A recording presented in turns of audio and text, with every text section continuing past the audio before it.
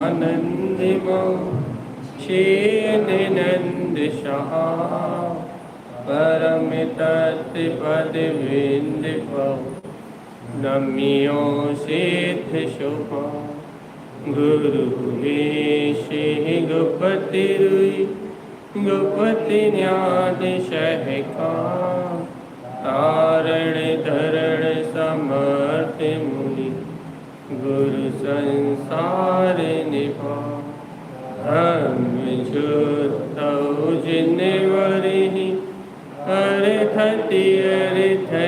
जो है विनाश भव जो ममल ज्ञान पर गुरु को धन को शशि को मंगलाचरण। तीन भुवन में शाह वेद राग विज्ञान था शिव स्वरूप शिव का नमहुत जोग समाधि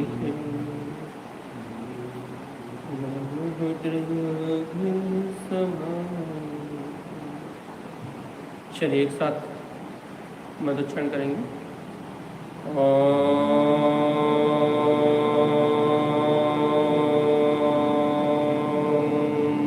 नमः वंशिते नमो नमः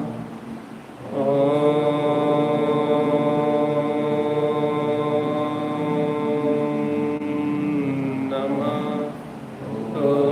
वंशिते नमो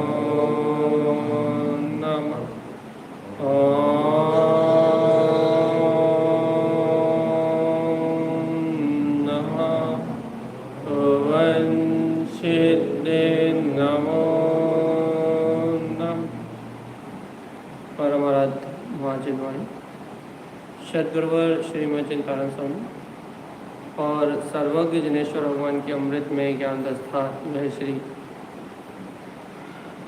छेड़ाला जी ग्रंथ, जहाँ पूर्व प्रविरोध रहित दौलत राम जी ने आध्यात्म से सराव और आत्मानुभूति को प्रशस्त करने वाली ये ढालाएँ लिखी हैं, जहाँ आत्मा सुरक्षित रह सके, जिन भाव में आत्मा सुरक्षित रह सके, ऐसी ये ढाल है। और इन छह ढालों में अपन वांचन करते करते आ गए थे। कौन सी भावना तक आ गए थे? कल अपन आ गए थे असुचि के बाद आश्रव भावना पे, कि मन वचन काय के योग के कारण ये जीव संसार में परिभ्रमण करता है, गाथा नंबर 9। और बुद्धिमान जीव इन आश्रवों का निरोध करता है। यह बात अपन ने कल समझ ली थी। अब आज अपनी बात चलनी है संभर और निजरा भावना की, जहाँ गाथा नंबर 10 में, हाँ गाथा नंबर 10 चलिए पढ़े अपने एक साथ। जिने पुण्य पाप नहीं कीना आत्म अनुभव चित लीना तिन्हे ही विद्या भते रोके संभल लहि सुख अवलोके। देखिए भैया, संसार से यदि छूटना है तो एक ही उपाय है, और वो आप हम सब जानते हैं। और वो उपाय क्या है कि हम आश्रमों का निरोध करें। काय का निरोध करना है? पहले आश्रव भाव का निरोध करना। ये आश्रव भाव क्या होता है भैया?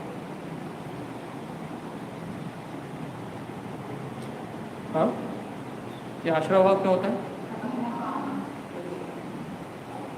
देखो लिखा है, जिन्ने पुण्य पाप नहीं कीना, जहाँ आपके सुख और अशुभ दोनों भाव विलायमान हैं। जो पुण्य की क्रिया और पाप की क्रिया दोनों के अभिप्राय नष्ट हो जाए, अच्छा काम और बुरा काम, शुभ भाव और अशुभ भाव, जहाँ दोनों का निषेध है। संबर की बात चल रही है, संबर भाव की बात चल रही है। तो संबर भाव के लिए क्या कहा है?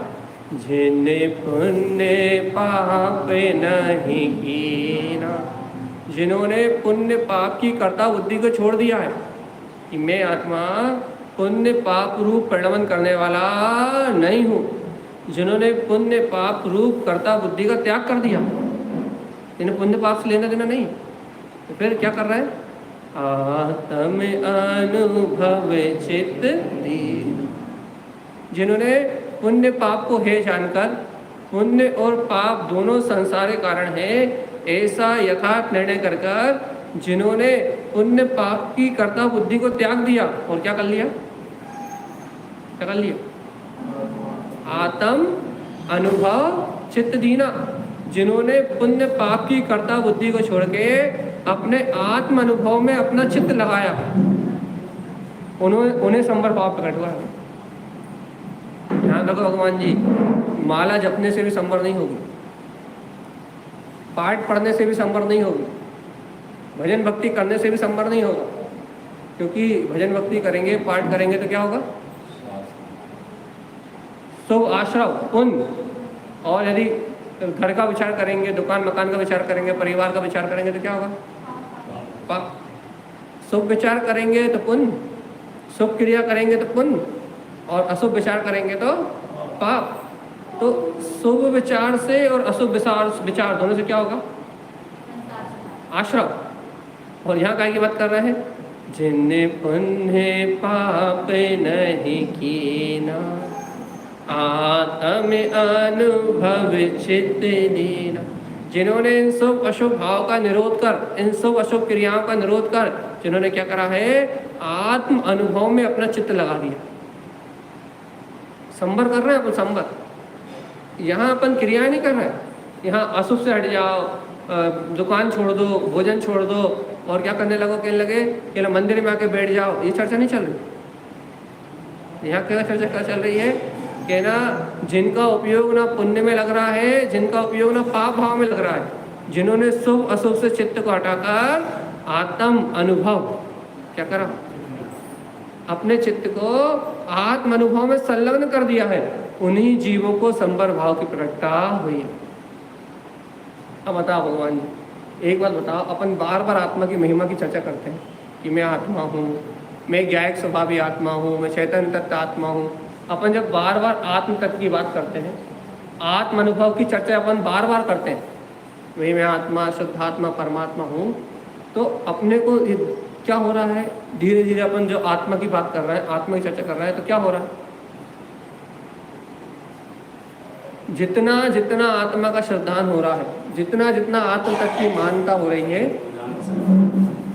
जितना जितना अपने को आत्म स्वभाव का श्रद्धान हो रहा है, शुद्धात्म तत्व की मान्यता हो रही है, उतनी अपेक्षा से अपना मिथ्यात्व का संवर हो रहा है कि नहीं हो रहा? ये घर मेरा, ये परिवार मेरा, ये पुत्र परिवार मेरा, ये मिथ्या मान्यता अपने जीवन से छूट रही है, तो मिथ्यात्व का संवर हो रहा है कि नहीं हो रहा? और यही आत्मा की श्रद्धा करते करते करते करते यदि चित्त आत्म स्वभाव में रति करने लगे, आत्म स्वभाव में रमण करने लगे, और शुभ अशुभ भाव हट जाए और शुद्ध भाव की प्राप्ति हो जाए, तो यही जो संवर हो रही है, काय का संवर हो रहा है? कहना इससे चारित्र मोहिनी की राग आदि प्रकृतियों का भी संभार हो रहा है।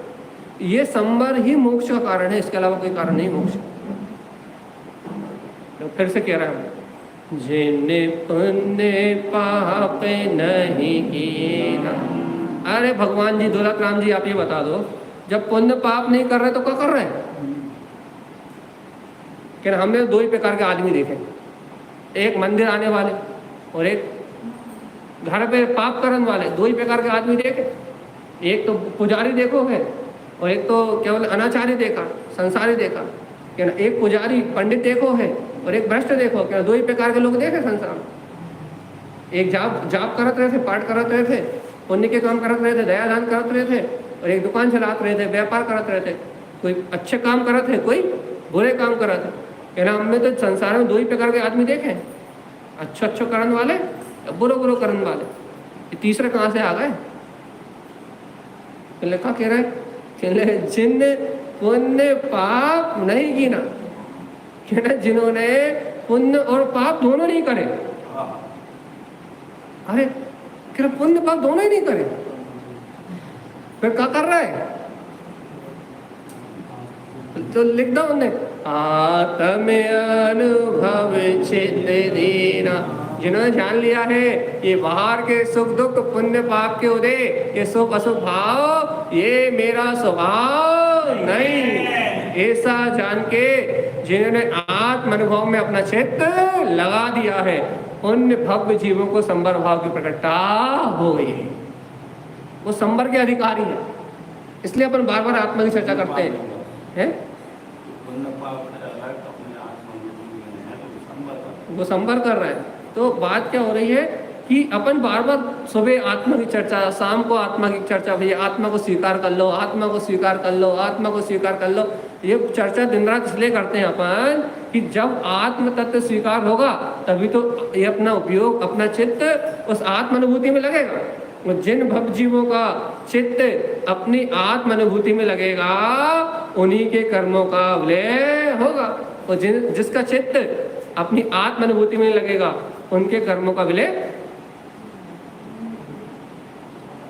संबर करनी कि नहीं? बिना संबर के मोक्ष नहीं होगा।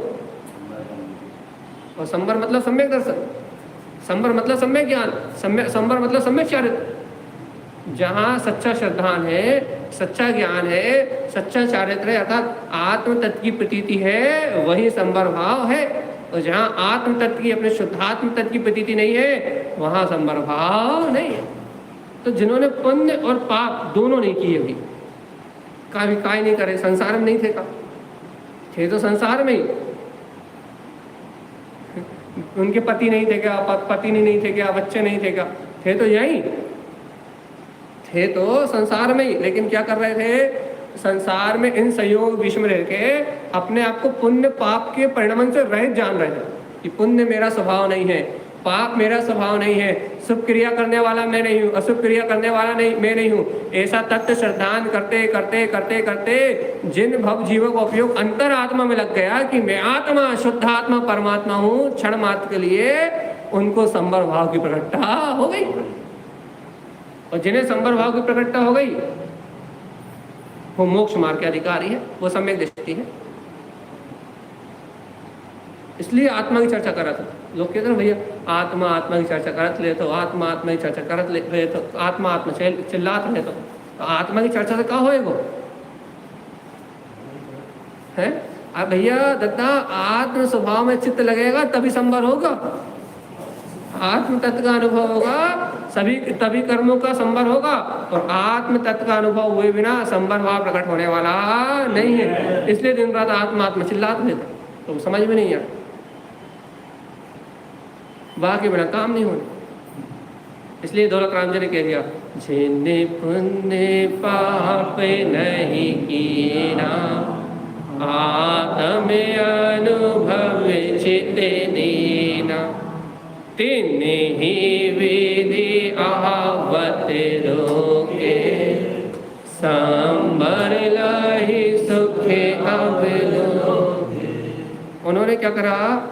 इस आत्म अनुभव की भावना से, इसी विधि से, उन्होंने इसी विधि से आते हुए कर्मों को रोक दिया है। उन्होंने इसी साधना से, इसी विधि से आत्म स्वभाव में अपना उपयोग लगा के, आत्म चिंतन में अपना उपयोग लगा के कर्मों के आश्रय को रोक दिया है। संबर लहि सुख अवलोके, और संबर भावना को प्राप्त कर, सम्यक को प्राप्त कर आत्म सुख का अवलोकन मतलब साक्षात्कार अनुभव अंतर में प्रकट कर लिया। इन्होंने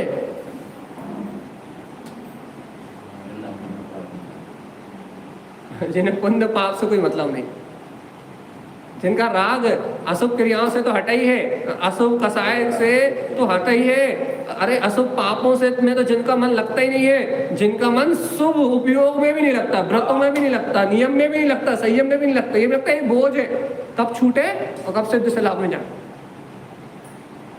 जिनका मन तो काय में लग रहा भैया, पाप क्रिया में, संसार में, वैष्णव में तो जिनका उपयोग लगता ही नहीं है, अच्छा कह संसार में पाप में लगता, कह नहीं दुर्गति तो न जाने ही नहीं है। फिर कह कहाँ लग रहा है? अरे कहना शुभ क्रिया भी जिन्हें भार लग रही है, शुभ उपयोग भी जिन्हें भार लग रहा है, शुभ उपयोग में भी जो ये भाव आ रहे हैं, कब वो अपूर्व क्षण आएगा जब मैं अंतर अनुभव में स्वानुभूति में ले हो जाऊंगा। जो ऐसे आत्म अनुभव में चित्त लगाने की भावना भा रहे हैं, आत्म अनुभव में अपना चित्त दे रहे हैं, उन्होंने सर्व प्रकार से कर्मों के आश्रव को रोक दिया, डॉट लगा दिए। और जिन्होंने इन कर्मों के आश्रव को रोक दिया है, वे भव जीव संबर तत्व को लेके, संबर तत्व का सच्चा श्रद्धान करके शुभ अवलोके अर्थात अपने हृदय में, अपने अंतरात्मा में अतीन्द्रिय आत्म सुख का साक्षात्कार कर रहे हैं। अपने अंतर में शाश्वत सुख है, उस शाश्वत सुख को अनुभव कर रहे हैं। अपन अपने को मंदिर आने भारी लगता, अपने तो पाप से मन हटके पुण्य में ही नहीं आता कि अपन एक पाप से अपना मन हटा ले, पाप की क्रिया से अपना मन हटा ले, दुनियादारी के विकल्प से अपना ध्यान हटा ले। तो भैया अपन जानते हैं कि संसार का सारा परिणमन अपनी योग्यता से हो रहा है। अच्छे कर्म बुरे कर्म का फल मिल रहा है। आप और हम जो वर्तमान में भुगत रहे हैं, वो अपने पूर्वकृत प्रारब्ध में जो अपने कर्म थे उनको भोग रहे हैं। उन कर्मों को भुगतान करते समय, उन कर्मों को भोगते समय अपना तो अशुभ से मन ही नहीं हटता।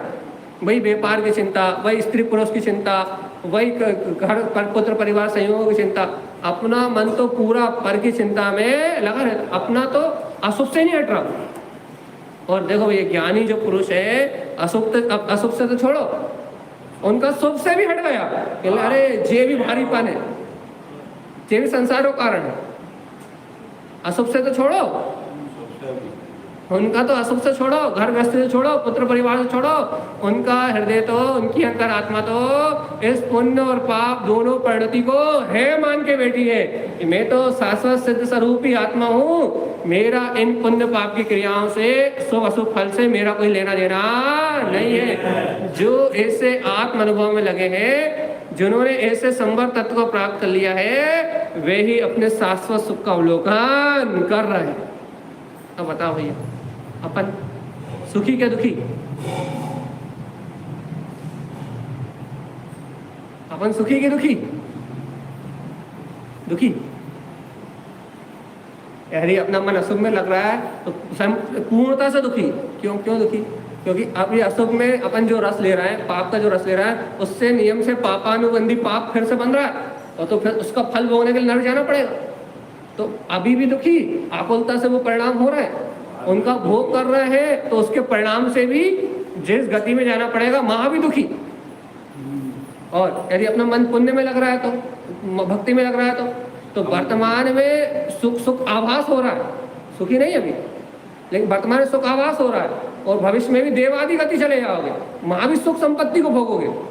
लेकिन देव केंद्री भया, फिर मर के तीसरे भाव में दुख प्राप्त करो। दुख तो भुगत नहीं पड़ेगा। पुण्य करोगे या पाप करोगे, तो पुण्य तो पाप करोगे तो कहीं ना कहीं से दुख पकड़ के घूम फिर के तो तुम्हारे पास आ ही जाएगा। कभी थोड़ा लेट आएगा और कभी जल्दी आ जाएगा। पाप करोगे तो जल्दी आ जाएगा, और पुण्य करोगे तो लेट आएगा, आएगा जरूर दुख। और ये परमानेंट फ्री होना है। यदि परमानेंट फ्री होना है तो जिन्हें पुण्य पाप नहीं कीना, आत्म अनुभव चित दीना, तेने ही विधि आवत रोके, संबर लय सुख अवलोके। जिन्हें परमानेंट फ्री होना है, वो इस पुण्य पाप को अपना स्वरूप नहीं मानते। वो क्या मानते हैं? ये पुण्य पाप मेरा स्वरूप नहीं, ये संसार का सुख दुख मेरा स्वरूप नहीं, मैं तो एकाकी गायक तत्व भगवान आत्मा हूँ। ऐसे आत्म अनुभव में जिनका चित्त लगता है, उनकी संबर भावना प्रकट हो जाती है, और जिन्हें संबर भावना प्रकट होती है, सच्चा सुख उन्हें ही प्राप्त होता है। और एक बार ये सुख अनुभव में आना अपन सीख गए, एक बार सुख को अनुभव करना अपन सीख गए, एक बार सीख गए, ये मेरा स्वरूप है, ये मेरा स्वरूप है। एक बार यदि आत्मा का विश्वास करके, तत्व का विश्वास करके यदि इस सुख को अनुभव करना सीख गए, तो अनादि काल के लिए फिर फुर्सत, फिर पता लग जाएगा। फिर क्या पता लग जाएगा कि आनंद तो संबर में है। अरे क्या कह रहे हैं, क्या कह रहे हैं, देखो देखो बहुत अच्छी बात, आखिरी बात है, इसके अगली गाथा में चलेंगे। बहुत अच्छी बात, जो जीव पाप से कसाय में सुख भोग रहा है ना, उससे अनंत गुना ज्यादा सुख शुभ में, संयम में है। आपको सोचते हो ना कि बड़े पंखे में रह रहा है तो ज्यादा सुख मिल रहा है, एसी में रह रहा है तो ज्यादा सुख मिल रहा है, टीवी कूलर आदि में अपन व्यवस्था बन रही है तो ज्यादा सुख मिल रहा है। हाँ, गलत है। आपन जो ये सुख भोग रहा है वर्तमान में, ये भौतिक सुख पाप वाला, इससे अनंत गुना ज्यादा सुख संयम में है। मतलब भूखे रहने में, उपवास करने में, जंगल में रहने में, है ना, इनमें, इन संयम की भावनाओं में इससे ज्यादा सुख है। अपन सोचते हैं कि महादुख है, इससे ज्यादा सुख है वहां। शुभ प्रवृत्ति में, शुभ में, जो अशुभ में आपको रस आता है ना, किसी को काम में रस आता है, किसी भोग में रस आता है, किसी को दारू पीने में रस आता है, किसी को गुटखा खाने में रस आता है। तो ये जो सुख आ रहा है ना, दारू पीने का, शराब पीने का, आप जो कह रहे हैं अपन मदिरा पान करने का जो सुख आ रहा है ना, इससे ज्यादा सुख, इससे ज्यादा सुख समय करने में आता है। ऐसे से उपयोग हो जाए, ऐसे से उपयोग हो जाए, अच्छा उपयोग हो जाए, बढ़िया अच्छे विचार चले, तो दारू पीने में जो सुख आता है ना, उससे लाख गुना ज्यादा सुख, उससे लाख गुना ज्यादा अच्छी अनुभूति काय में होती है या समय करने में। तो सुख में उससे ज्यादा सुख है, पाप से ज्यादा सुख सुख में है। लेकिन जिन्होंने पाप को तो है जाना ही है, पाप से तो अपनी राग प्रवृत्ति से तो धिक्कार के, राग प्रवृत्ति को तो धिक्कार के अपने आत्मा से अलग किया ही है। लेकिन राग प्रवृत्ति, अशुभ राग प्रवृत्ति को धिक्कारने के साथ साथ जिन्होंने शुभ राग को भी है स्वीकार कर लिया है, उनको जो सुख उत्पन्न होता है, संबर लाए सुख अवलोक, वो आत्म अनुभव का सुख, आत्म अनुभव चित्त दीना, वो आत्म अनुभव का सुख ही वास्तव में संबर का सुख है। और उस सुख से बड़ा सुख इस दुनिया में कोई सुख नहीं। एक बार आदत लग गई ना, एक बार बस, देखो तो इन कर्म कसाय से, पुण्य पाप से अलग हटके अपने आत्म तत्व को देखने में कितना आनंद है, कितना अभूतपूर्व आनंद है। एक बार इस संबर के सुख की लत लग गई ना, फिर संसार में कोई मुड़ के नहीं देखता। एक बार रस लग जाए बस, एक बार साधना के बल से, एक बार अंतरात्मा के ज्ञान के बल से, एक बार इस सुख की प्रतीति आ जाए, एक बार इस आनंद की प्रतीति आ जाए, तो फिर जीव मुड़ के पीछे की ओर नहीं देखता। फिर आनंद ही आनंद, आनंद ही आनंद, आनंद ही आनंद, फिर आनंद की अनुभूतियां बढ़ती जाती हैं बस। इसलिए अपन दिन रात आत्मा की चर्चा करते हैं कि जीव को एक बार ये आत्म सुख मिल जाए, एक बार जीव के अंतर हृदय में श्रद्धान हो जाए कि सुख मेरे अंदर ही है, उसका उपयोग पलट के यहाँ आ जाए। एक बार पलट के उपयोग अंदर चला गया, तो फिर तुम्हें बाहर की पूजा पाठ क्रियाएं, व्रत उपास, दुकानदारी, कपड़े लत्ता, मकान, स्त्री पुत्र परिवार, ये सब ऐसे लगेंगे जैसे काले नाग जहर। ये सब हमारे लिए सुख के कारण है ही नहीं। अपने आप ऐसे लगेगा कि जल्दी से कहाँ दुकान में उपयोग लगाए हो, कहाँ मकान में उपयोग लगाए हो, कहाँ पर के चिंतन में उपयोग लगाए, जल्दी से अंदर चलो, आत्मचिंतन कर लो, देखो कितना भूतपूर्व सुख है।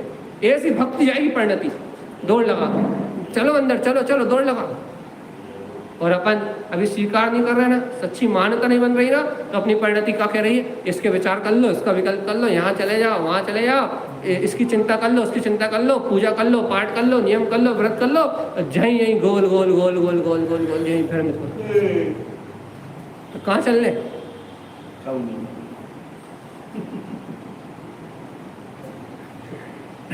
तो अपना चित्त यदि अंतर में हो जाए तो संबर लय सुख अवलोक। तो ये हो गई अपनी कौन सी भावना? संबर भावना। ठीक है, अब अपन एक भावना को और करते हैं आज। संबर के साथ निजरा जरूरी है, क्योंकि जहाँ संबर भावना होती है वहाँ नियम से काय की निजरा होती है। जहाँ संबर होता है वहाँ निजरा होती कि नहीं होती? होती है ना। चलो क्या नहीं हो रही? 11 नंबर की पढ़िए।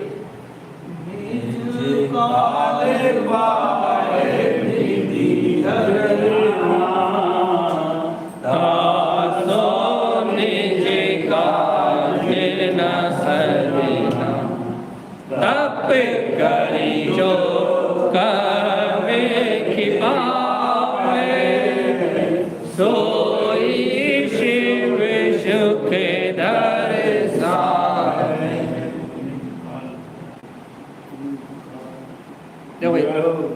संबर तो अभी भी हो सकती है अपनी, और थोड़ी बहुत निद्रा तो अभी भी हो सकती है, लेकिन विशेष निद्रा के लिए जो कह रहे हैं निज काल पाए, मतलब निष्काल पाए विधि। निज काल पाए मतलब ये बताओ पहले, इसका मतलब क्या हुआ?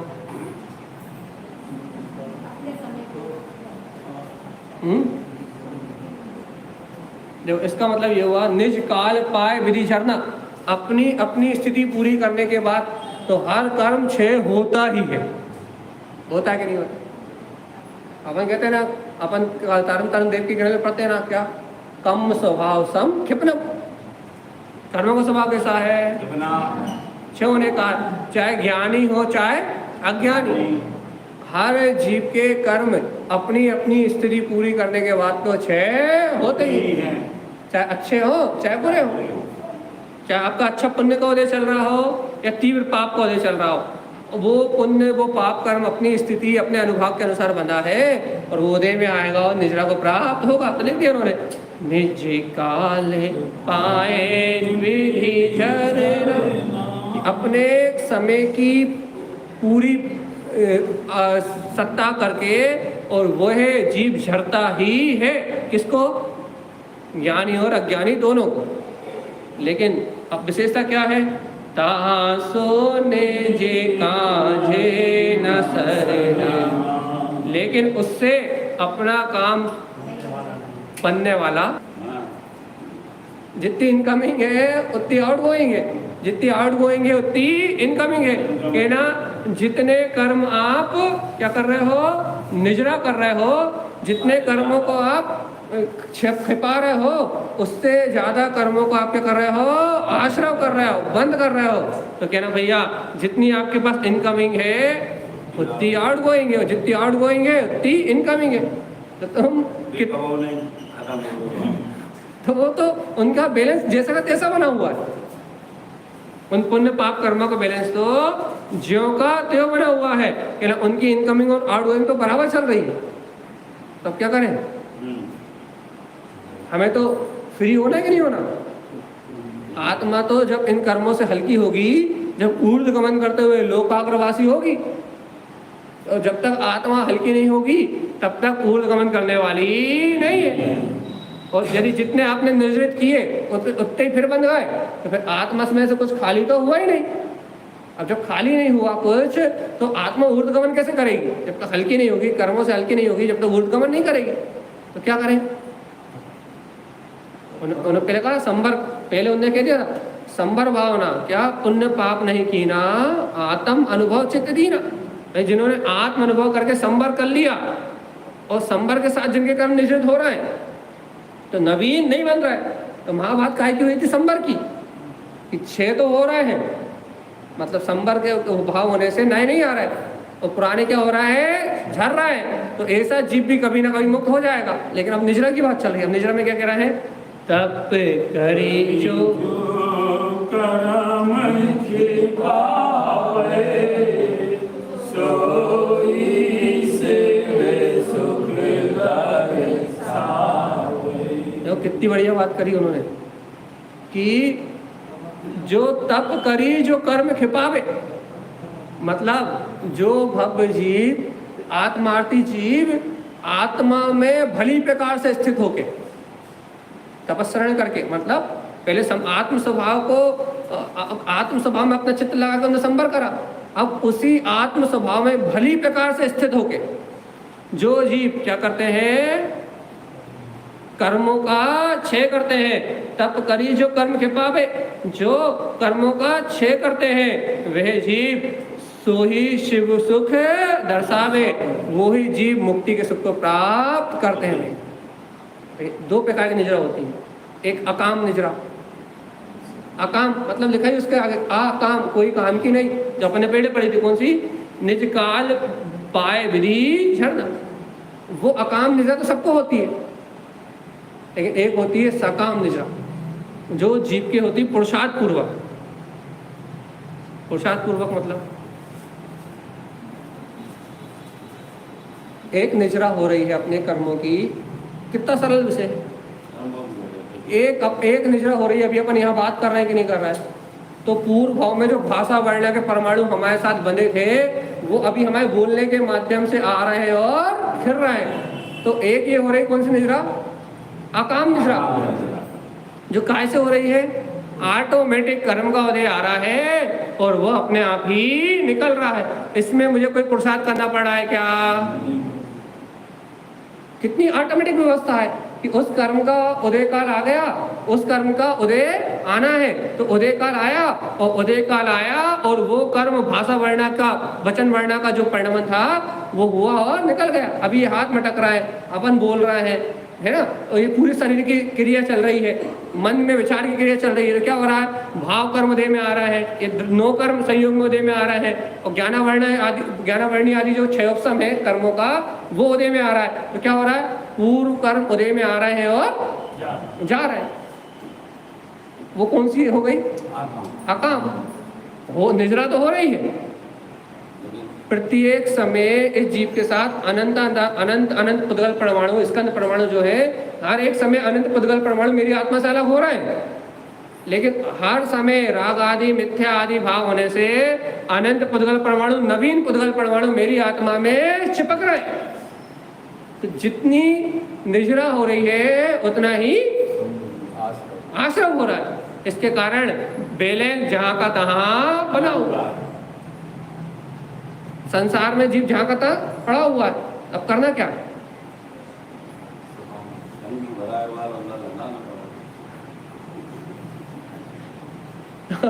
यहाँ करना क्या है? यहाँ कितनी अच्छी बात करी है उन्होंने, ये बात कही है कि आप निजरा करना है तो बिल्कुल सकाम निजरा करो भैया। सकाम मतलब सकाम, अरे सम्यक दर्शन सहित करो। आप तत्व के यथार्थ श्रद्धान सहित करो, वस्तु स्वभाव का विचार करे करो। भैया क्या कह रहे हैं? तपे करी जो कर्म क्षिपावे। देखो अभी अपन स्वर्ग की चर्चा कर रहे थे या भोग भूमियों की चर्चा कर रहे थे। अच्छा बताओ भैया, भोग भूमि में या स्वर्गों की बात करते हैं, स्वर्ग में तो 3-3, 4-4 हजार साल बाद, यदि ऊपर गिरवकों की बात करें तो मान लो 3,000 महीने में या 4,000 महीने में एक बार भूख लगी और एक बार उन्होंने भोजन किया। कितने महीने में? तो 3,000 महीने में भूख लगी, और भूख लगी भी तो क्या हुआ? कंठ से अमृत झर गया। अब बताओ 3,000 साल तक जो भोजन नहीं कर रहा है और 6-6 महीने सांस नहीं ले रहा है, 6 महीने में एक बार सांस ले रहा है, 6 महीना में एक बार सांस ले रहा है। कौन? हाँ, विमानवासी हैं जो गिरेवक वाले हैं, वो क्या कर रहा है? 6 महीना में एक बार सांस ले रहा है। बोल 3,000 महीने में एक बार भोजन ग्रहण कर रहा है। उनको 3,000 दिन को पास, 3,000 महीने को पास होगा उनको? तो काय नहीं हो, यही बता दो बस।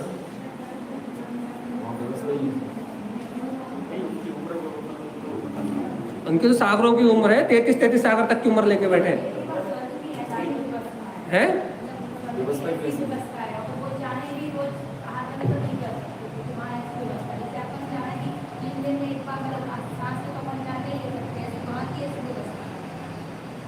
जवाब आपका सही है कि हर विमान में अपनी अपनी व्यवस्था है, हर जीव की अपनी अपनी योग्यता है, ये जवाब नहीं सही रही। उनका उपवास काय नहीं मान रहा है, तुम तो जाओ।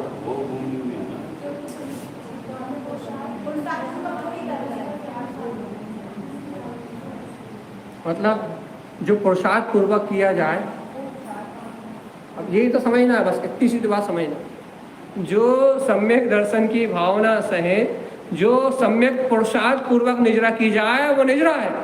अब वो भूखे रह रहा है, उनके कर्म वैसे ही चल रहा है, उनके भाव ही नहीं हो रहा है, तो वहाँ अकाम निजरा है, सकाम निजरा नहीं है। और अपन एक दिन का, एक टाइम का भोजन छोड़ दो, वो सम्यक दर्शन सहित, लेकिन आत्म स्वभाव की साधना करने के लक्ष्य से, अपने ज्ञान स्वभाव की आराधना करने के लक्ष्य से अपन एक टाइम का एकासन कर लो तो अपना तप हो गया, अनशन हो गया, उनोदर हो गया कि नहीं हो गया? हो गया कि नहीं? तो अपना उनोदर हो गया, अपने को उपवास को फल लग रहा हो, उनोदर को फल लग रहा हो, है ना? लग रहा कि नहीं? और उन्हें कारण, बस कारण क्या है? वहाँ कसाय मंद है, वहाँ राग देश की भावना नहीं है, वहाँ भैया एक दूसरे के प्रति ऐसी भूख आसक्ति की भावना नहीं, वहाँ तो स्वयं इच्छा होते ही कंठ में अमृत झड़ना है। लेकिन फिर भी उनके द्वारा की हुई वो क्रिया तप नहीं है। और जहाँ सम्यक्त की भावना है, उपवास, उपवास का मूल क्या है? भूख भोजन करना नहीं, उपवास, जहाँ निज आत्मा में निकट आके वास करने की भावना है कि मैं गायक आत्मा हूँ, जहाँ निज में निवास करने की भावना है, उसका नाम उपवास। वो सकाम निजरा है। क्यों? क्योंकि महासम्यक्त का निर्णय, जब तक स्व आत्मा के पास आके वास नहीं करे तब तक सकाम निजरा नहीं होगी। और आचार्य भगवान ये कह रहे हैं कि क्या करे? तप करी जो कर्म खिपावे सोई शिव सुख दर्शावे। जिस प्रकार से आत्म साधना करते हैं, तप करते हैं और तपस्या के द्वारा कर्मों का नाश करते हैं, वे ही मोक्ष लक्ष्मी के सुख को प्रकट करते हैं। अब बता दो भैया, संबर और निजरा ये दो भाव, पहले तो ये बताओ, पुण्य पाप में धर्म लगना बंद हुआ कि नहीं हुआ?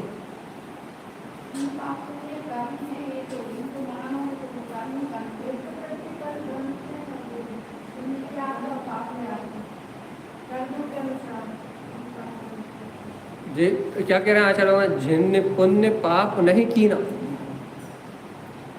अब आप ये बताओ कि पुण्य पाप नहीं कीना लिखा है, नहीं कीना, ये नहीं लिखा पुण्य पाप कीना, नहीं शब्द आ रहा है।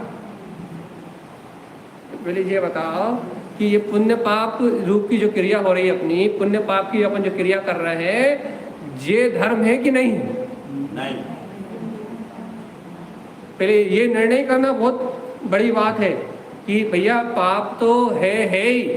वर्तमान भूमिका में, हमारी भूमिका अनुसार पाप को त्यागना है और शुभ में रहना है।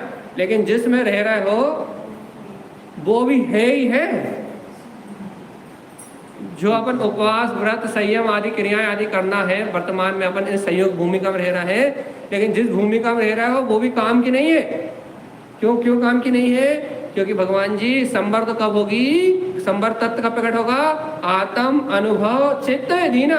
जब इस शुभ राग से, आपको सुनाने का जो शुभ राग है ना, इस शुभ राग से हटके भी, या आपको जो सुनने का शुभ राग है ना, उस शुभ राग से हटके भी जब आप हमारी बात सुनना छोड़ के आत्म अनुभव चित्त लीना, अपना चित्त आत्म अनुभव में लगा लोगे कि मैं आत्मा हूँ, शुद्ध आत्मा हूँ, परमात्मा हूँ, ये शब्द तो मुझसे पर है, मैं तो गायक स्वभावी आत्मा हूँ। जब अपना उपयोग इस शब्दों से भी बाहर निकल के, इन शब्दों से भी परे होके उस आत्मा को स्पर्श करने लगेगा, वो अंतर हृदय में हिलोर उठने लगेगी कि हाँ कि मैं तत्व हूँ, मैं तत्व हूँ, मैं तत्व हूँ, तो क्या हो जाएगा?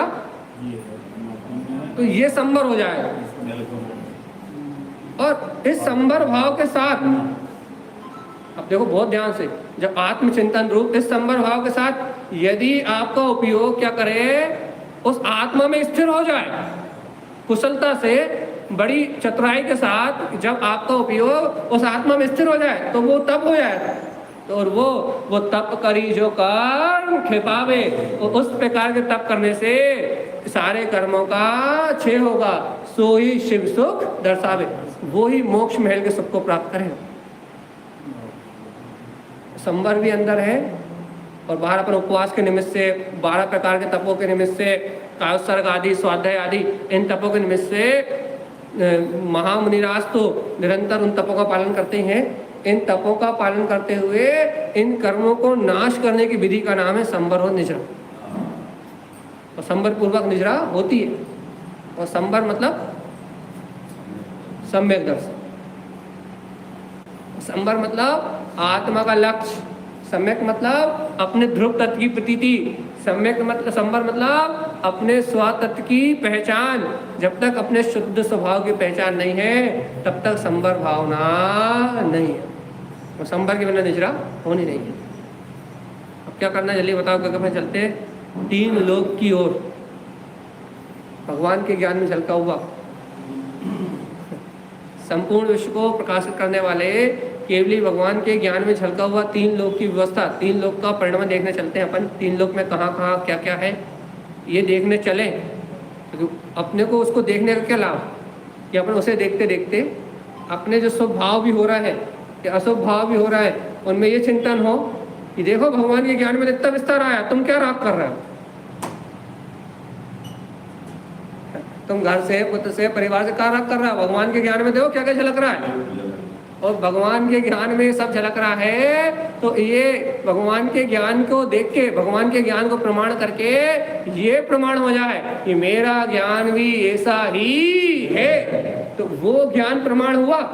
अपने ज्ञान स्वभाव के पास आए, भगवान के ज्ञान का विस्तार देखते देखते अपने ज्ञान स्वभाव की सत्ता को स्वीकार हुई, और जहां वो सत्ता स्वीकार होगी वहां संबर। और भैया वो जहाँ संबरवाह होते होते, वो आत्मसत्ता स्वीकार होते होते, मोह राग अंदर से कम होते होते, जैसे जैसे अंदर से मोह और राग की प्रवृत्ति घटेगी, वैसे यदि थोड़ी देर भी स्थिर हुए तो तप, स्थिरता का नाम तप। वैसे तो बाहर तपों को विशेषता से तप कहा है, लेकिन अपनी भूमिका में पापों से हटके अपने स्वभाव में स्थिर होने का जो अभ्यास है, उसी का नाम तप है। अब वो आप उपास के माध्यम से करो, स्वाध्याय के माध्यम से करो, कायस्वर के माध्यम से करो, नाना प्रकार के निमित्त हैं, अनशन से करो, उनोदर से करो, जैसे करना वैसे करो, लेकिन तपना तो तप है, तो इसके बिना कर्म से होने वाले नहीं। तो हो गई व्यवस्था पक्की काय की? हो गई हो तो चले अपन, लेट चले।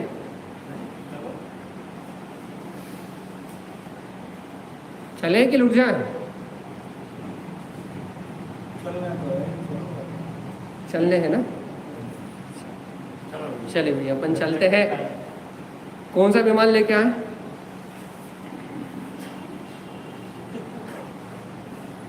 कौन सा विमान लेके आए?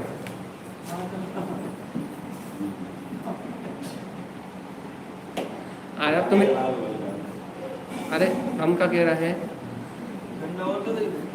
वो तो रखो रखो, हम ये कह रहे हैं कि देखो भैया सावधान, अच्छे ध्यान से सुनना है। जब अपन कहीं भी घर से बाहर जाते हैं तो एक आध विमान लेके जाते हैं कि नहीं जाते? कि शिखर जी यात्रा करने जाना, कहाँ लेके जाना? बस लेके चलो, ट्रेवल लेके चलो, ट्रेन की टिकट वाले खुद करवा लो, तो कछु ना कछु विमान लेके जात का नहीं जाते। विदेश जाना है तो क्या करो, एरोप्लेन का टिकट करवाओ भैया, चलो अब लेके। अब भैया ये विदेश के सब तुम्हारे इतने से कोने में पड़े, कुंटे में पड़े, बड़ा क्षेत्र के इतने से कुंटा में पड़े। अब तुम जय कुंटा घूमने के लिए यदि क्या बोलते हैं, भारत से अमेरिका जाने के लिए तुम इतने बड़े बड़े विमान मंगवाते हो, हेलीकॉप्टर के लिए मंगवाओगे या फिर फ्लाइट की टिकट बुक करवाओगे, कहाँ के लिए? कि ना भाई बहुत छोटे छोटे कुंटों में घूमने के लिए। अब तो तुम 3 लोग पूरे जम्बूद्वीप घूमने जा रहे हो, पूरा 28 द्वीप घूमने जा रहे हो। अब तुम बहुत छोटे छोटे अमेरिका या अफ्रीका या ये छोटे छोटे शहर घूमने के लिए वो एरोप्लेन की फ्लाइट की टिकट करवाते हो। अब ये घूमने के लिए काय की टिकट करवा रहे हो, ये तो पता? हाँ, बिना विमान के जा पाओ कहा? जवाब दे दो तो अपन चले, जल्दी जवाब दो। जब आप और हम 2-2 किलोमीटर, मतलब 1000 किलोमीटर 2000 किलोमीटर यदि की यात्रा करने जाते हैं तो फ्लाइट बुक करवा रहे हैं, और इतने बड़े 3 लोग घूमने जा रहे हो तो कौन सी टिकट लेके जा रहे हो? जा तो बता दो, कौन से विमान में बैठ के जा रहे हो?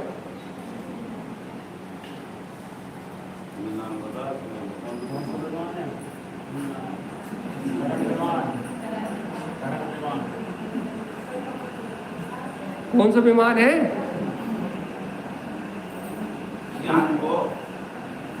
अरे जय कह दो ना भगवान जी, अत्य हृदय सच्ची भावना से कह दो ना। सर्वज्ञ भगवान वचनों पे हमें श्रद्धा है, हमारी श्रद्धा का विमान है, हमारी भावनाओं का विमान है। भगवान ने कही है तो यही सत्य है, भगवान ने कही है तो यही ध्रुव है, भगवान की वाणी में आई है तो यही प्रमाण है। हम अपनी भक्ति और भावनाओं के विमान से और सर्वज्ञ के वचनों की श्रद्धा करके अपने इन भावनाओं के विमान से जैसा जैसा सर्वज्ञ बता रहे हैं वैसी वैसी यात्रा करने जा रहा है। क्यों? तो सर्वज्ञ के द्वारा बताया हुआ एक एक समय का परिणमान, एक एक समय की घटनाएं और ये लोक अलोक की पूरी व्यवस्थाएं अचल है, इन्हें 3 काल में कोई बदलने वाला नहीं है। ऐसी आस्था मेरे अंदर में है, इसलिए मैं घूमने जा पा रहा हूँ। यदि ऐसी श्रद्धा नहीं होती तो क्या बात है, वाह, बराबर सही बताओ, अच्छा सही बताओ। यदि आपको और मुझे यदि भगवान की वाणी पर श्रद्धा नहीं होती तो इस लोक का विश्वास मुझे होता? आज वैज्ञानिक नहीं कर पाएंगे इस लोक का विश्वास। ऐसा नहीं कि हम उनको नकार रहे हैं, वो वैज्ञानिक एक शोध है कि आज ये शोध थी, कल उनके लिए गोल थी, परसों छपटी थी और कभी लंबी हो गई। तो वैज्ञानिकों को जो तथ्य मिलते हैं उस हिसाब से उनके रोज के एक्सक्यूज, रोज के विकल्प बदलते जाते हैं। तो वैज्ञानिक का जो ज्ञान है वो रोज बदलता है कि कल कुछ और था, आज कुछ और है और परसों कुछ और होगा। लेकिन भगवान के ज्ञान में जो झलका है वो भूत, वर्तमान और भविष्य तीनों काल एक साथ है। इसलिए हमें भगवान के वचनों का क्या है? हाँ, हमें भगवान के वचनों का श्रद्धान है और भगवान के वचनों का श्रद्धान होने से हमारी भावना, हमारी जो अंतर भावना है वो भगवान के वचनों के प्रति समर्पण की है। और भगवान के वचनों के प्रति जिन्हें समर्पण है उन्हें तीनों लोगों को घूमने का अधिकार है। क्यों अधिकार है? एक बहुत अच्छा उदाहरण देते हैं हम आपको कि अपन क्या कहते हैं, सम्यक ज्ञान को केवल ज्ञान की नोट कहते हैं, या फिर ऐसा कहते हैं सम्यक ज्ञान को केवल ज्ञान का छोटा भाई कहते हैं।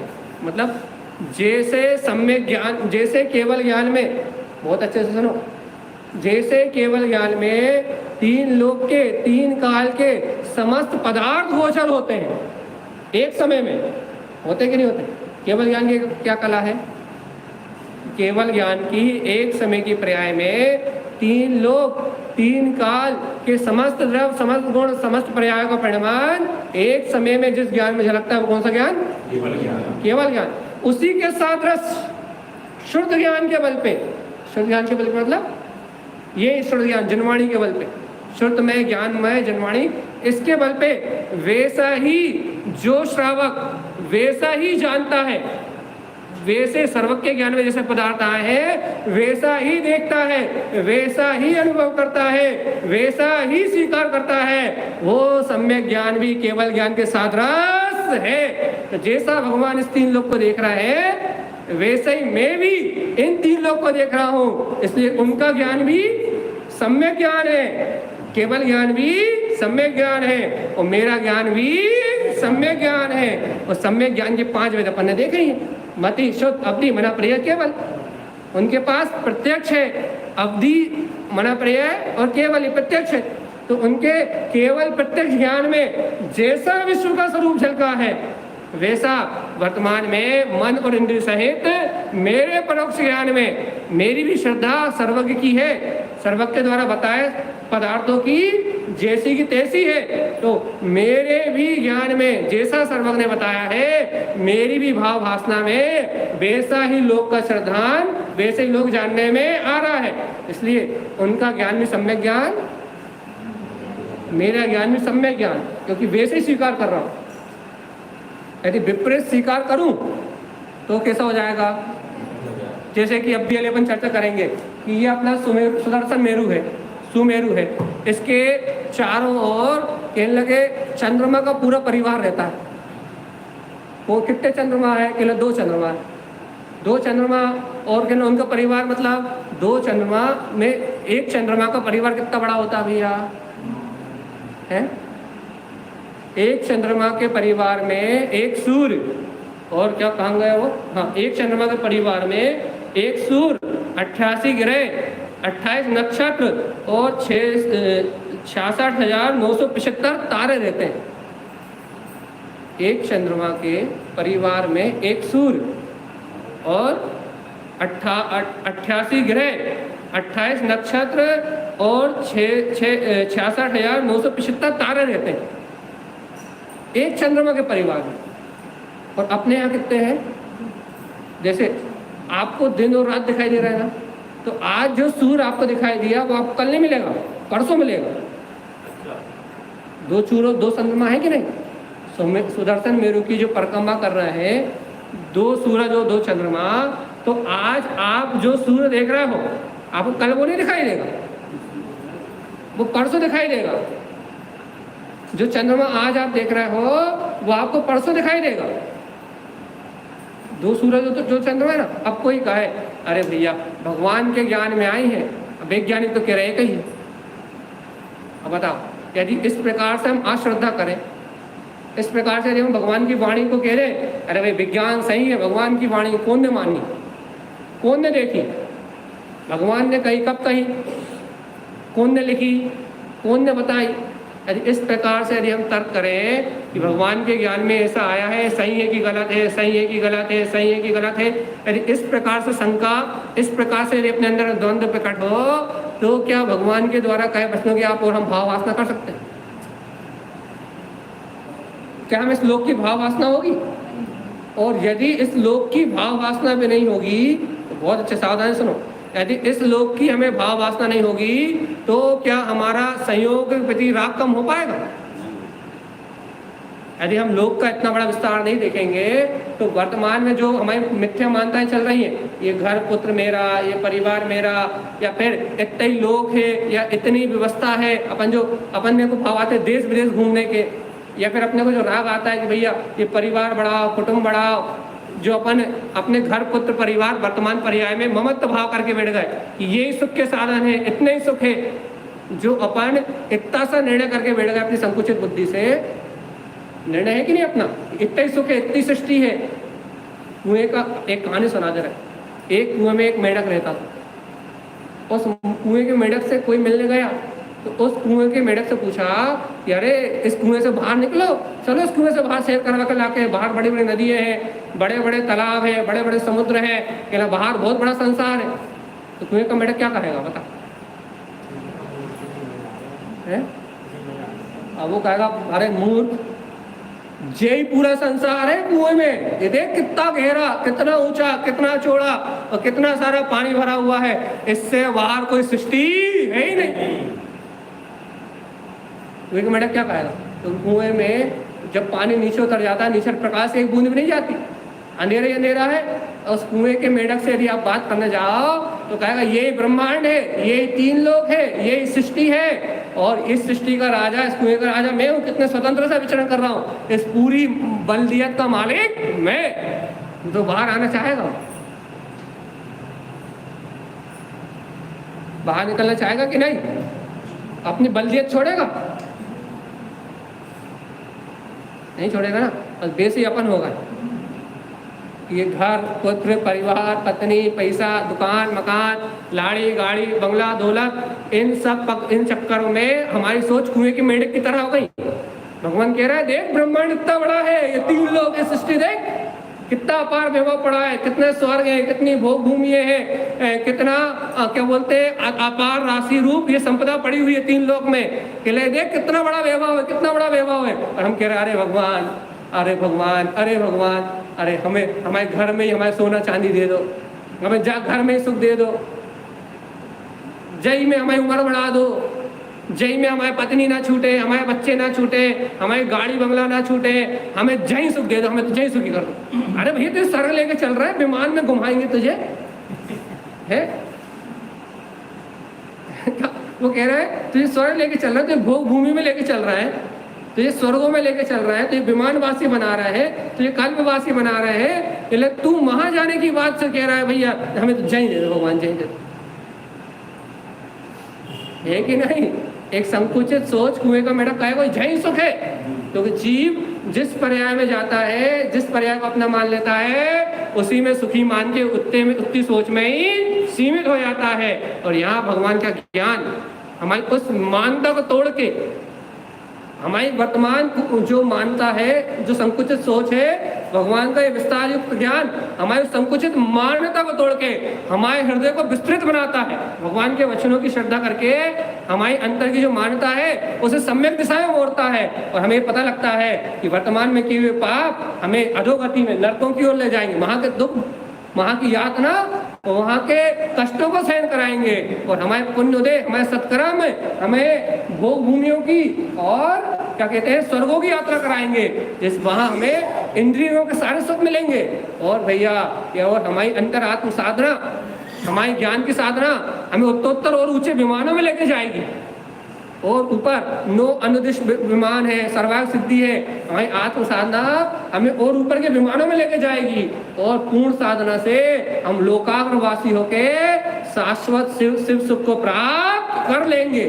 भगवान के ज्ञान को देखने से या 3 लोक को पढ़ने से अपने अंतर में अपनी जो संकुचित बुद्धि है, जो कुएं के अंदर बंधी हुई सोच है मेढक की, वो टूट के और विस्तार को प्राप्त होती है और हमें सर्वज्ञ ज्ञान की अतः महिमा आती है। अहो भगवान, आपका यदि अद्भुत ज्ञान नहीं होता तो ना जाने मेरा जीव नरक में पड़ा होता कि निगोद में पड़ा होता, मोहे राग करके मेरा जीव कौन सी गति में पड़ा होता, इसका मुझे पता लगने वाला नहीं। अब तो थोड़ी महिमा आती कि नहीं आती? आती है भैया। ऐसी महिमा आ जाए तो अपने को एक एक वचन ध्रुव लगना चाहिए, और वचन ध्रुव लगे तो भाव वासना होना चाहिए। भाव वासना मतलब, भाव वासना मतलब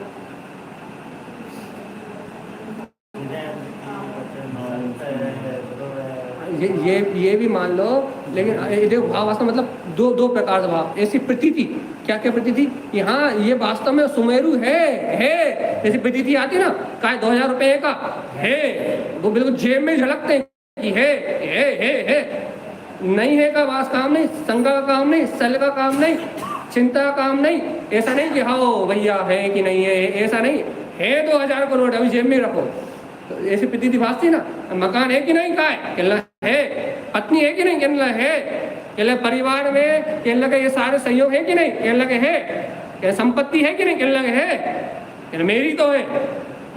ऐसी भाषण आती कि नहीं आती? ऐसी भगवान के ज्ञान में जैसे 3 लोग झलक रहे हैं, उनके ज्ञान में बिल्कुल एकदम स्पष्ट प्रतीति में आ रहा कि है। वैसे ही ये तत्व सुन के, ये 3 लोग की बात सुन के आपको ऐसी गाड़ी प्रतीति आनी चाहिए थी, अरे है, भगवान ने कहा है तो है। इसका नाम सम्यक दर्शन, इसका नाम श्रद्धान, कि भगवान ने जैसा कहा वैसी आपको प्रतीति आई, सल नहीं आई, शंकर ऐसे नहीं अरे हाँ भगवान कह रहे होंगे, ऐसा नहीं है, भगवान ने कही तो है। ऐसी प्रतीति आएगी तो आपका और हमारा ज्ञान सम्यक समीचीन ज्ञान कहलाएगा।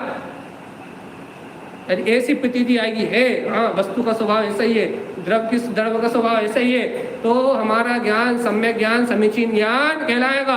और कहे भैया होएगो, अब भगवान ने कही तो होएगो, मतलब तुम सर्वज्ञ की बात नहीं मानते। अरे तो सर्वज्ञ की बात में भी 2 भेद पड़े, अरे कही होगी, बताई होगी, अरे हाँ होएगो कहीं।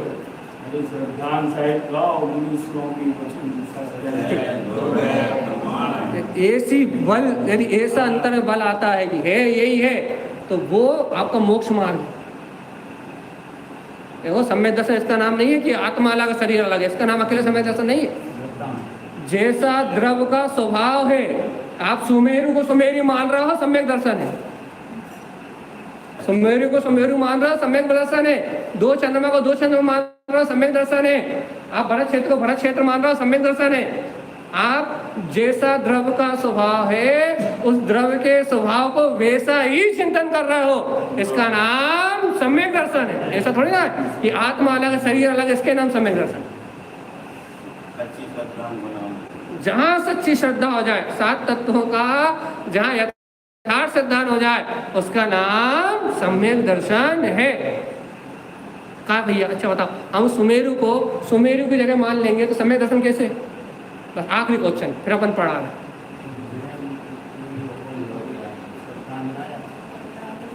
है। आपने सुमेरु की जैसे अपन रचना पढ़ेंगे अभी। अब सुमेरु नहीं, अपन अभी तो विदेश क्षेत्र में थे, अपन विदेश क्षेत्र से ऊपर चलेंगे। तो अपन यदि सुमेरु की चर्चा अपन कल कर चुके हैं, तो अपन यदि सुमेरु की चर्चा, विदेश क्षेत्र की चर्चा करी, विदेश क्षेत्र में 32 भूमियाँ और एक भूमि की 7 5 मलेच्छ खंड, और अपने भरत क्षेत्र के विदेश क्षेत्र में कितने तीर्थंकर? 4। हाँ 4।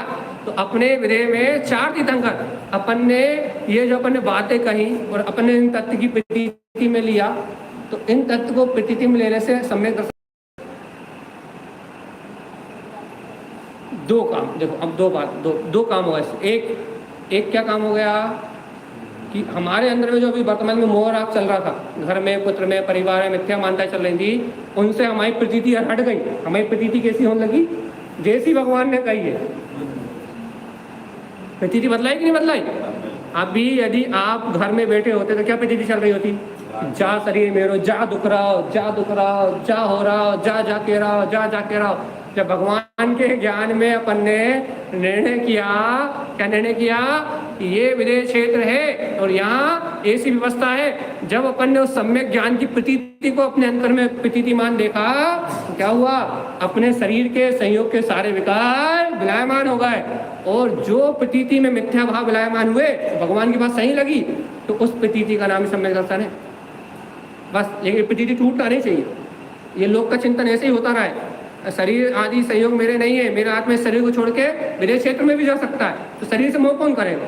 ये छूटेगा तो और ऊपर को मिलेगा, ये छूटेगा तो और ऊपर का मिलेगा, वो छूटेगा तो और ऊपर का मिलेगा, और वो भी छूटेगा तो हम सबसे ऊपर लोग आकर चले जाएंगे। तो इससे मोह कौन करे? इन संयोगों को अपना कौन माने? ऐसा नहीं है कि आत्मा की चर्चा से सम्यक दर्शन होता है, छेड़ाला से भी होता है, छेड़ाला से होता है ऐसा भी नहीं, 3 लोक की चर्चा से भी होता है, 3 लोक की चर्चा अकेले से होता है ऐसा भी नहीं, गुणस्थान की चर्चा से भी होता है, गुणस्थान की चर्चा से होता है ऐसा भी नहीं, प्रथमानियों की कहानियों से भी होता है। वो तो जिसको रुचि हो उसे सम्यक दर्शन सब गलियों से होता है। कोई सी भी गली में घुस जाओ, जिसे रुचि है उसे सम्यक दर्शन सारी गलियों में मिलता है, और जिसको रुचि नहीं है उसे 11 अंग और 9 पूर्व का पाठी भी करा दो, और 28 मूल गुणों का पालन भी करा दो, और 9वें ग्रहवक तक भी भेज दो, तो आभप जीव, मिथ्या दृष्टि जीव 9वें ग्रहवक में भी जाके एक इंद्रिय पर्याय को प्राप्त कर लेता है। यही बात आएगी अभी अपन छेड़ाला में 9वें ग्रहवक लोक तक जाने की बात। तो क्या कह रहे हैं? सम्यक दर्शन तो हर गली में मिलता है, लेकिन लेना आना चाहिए आप, है कि नहीं? कहा भैया हेवी तो नहीं हो गई? वजनदार तो नहीं हो गई? हाँ मान सकती, नींद तो नहीं आई? नहीं आई? सही कह रहे हैं, नहीं आई नींद तो नहीं आई? मतलब आप लोगों को नींद नहीं आई, मतलब झिल गई? झिल गई? चलो अपन चलते हैं वापस अपने विदेश क्षेत्र की ओर। चलो भाई, अपना अपना श्रद्धा का विमान, अपनी अपनी श्रद्धा और भावनाओं का विमान लेके आए अपन, और चले अपन। कल अपन आ गए थे विदेश क्षेत्र में, और विदेश क्षेत्र में अपन ने देख लिया था कि देवकुरु उत्तर कुरु राम की ये क्या है? भोग भूमि, उत्तम भोग भूमि, और जगन और मध्यम तो नीचे छोड़ा है अपन, ठीक है। फिर अपन ने ये समझा था कि जैसा यहाँ है सिमेट्रिक, वैसा ही वहाँ है। अब इसमें कोई अंतर नहीं है, वैसे ज्यादा नहीं लगेगी। जैसे अपन ने ऐसे समझा था ना, बिल्कुल सिमेट्रिक, बिल्कुल कोई चेंज नहीं है, बिल्कुल वैसे ही वहाँ है। बस क्षेत्रों के नाम चेंज हो जाएंगे। कैसे नाम चेंज हो जाएंगे? जैसे कि यहाँ कौन सा क्षेत्र था? भरत क्षेत्र, तो वहाँ कौन सा हो गया? ऐरावत क्षेत्र। ओनली क्षेत्र के नाम चेंज हुए हैं, रचना जैसे कि तैसी है। यहाँ कौन सी 2 नदी थी? सिंधु और गंगा। और वहाँ कौन सी है? रक्ता और रक्तोदा। वहाँ भी 5 फ्लैक्स खंड है, यहाँ 5 फ्लैक्स खंड है। अब देखो, यहाँ कौन सा पर्वत था? हिमवान। और वहाँ कौन सा हो गया? सिकरी। यहाँ कौन सा पर्वत था? महाहिमवान। वहाँ कौन सा हो गया? रुक्मी। यहाँ कौन सा पर्वत था? निषद। यहाँ कौन सा हो गया? नील। रचना एकदम एक्यूरेट, जैसी यहाँ थी वैसी ही ऊपर है। देखो, यहाँ कौन सा क्षेत्र था? हेमवत, हरि। वहाँ कौन से क्षेत्रों का है? हिरण्यवत और रम्यक।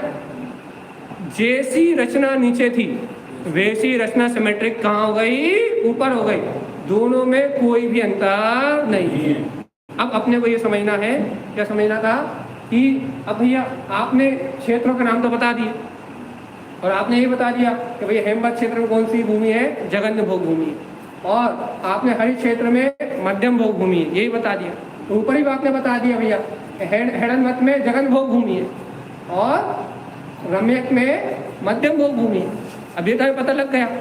अब ये बताइए भैया इन समुद्रों में क्या है, इन समुद्रों में क्या है? इतने बड़े बड़े समुद्र हैं। जैसे हम अभी अपन यहाँ चर्चा करेंगे, यहाँ क्या कहते हैं, भारत क्षेत्र के बाद अढ़ाई द्वीप की चर्चा करेंगे अपन। अढ़ाई द्वीप मतलब जम्बूद्वीप है। जम्बूद्वीप कैसा है? चूड़ी के समान गोल। अच्छा, थाली के समान, अच्छा याद है मतलब, ठीक है। तो अपने जम्बूद्वीप कैसा है? थाली के समान गोल। और इसके बाद कौन सा है? लवण समुद्र। कौन समुद्र है? अब देखो बहुत अच्छी बात, अब अपन ने ये लवण समुद्र देखा कि नहीं देखा? अब ये बताओ लवण समुद्र में सिर्फ पानी पानी है कि और कुछ भी? अच्छा, अब बस यही तो पढ़ना है। अब ये अपन ने पद्म हाथ देखा या फिर अपन ने महापद्म हाथ देखा, तो इसमें पानी पानी है कि और कुछ भी?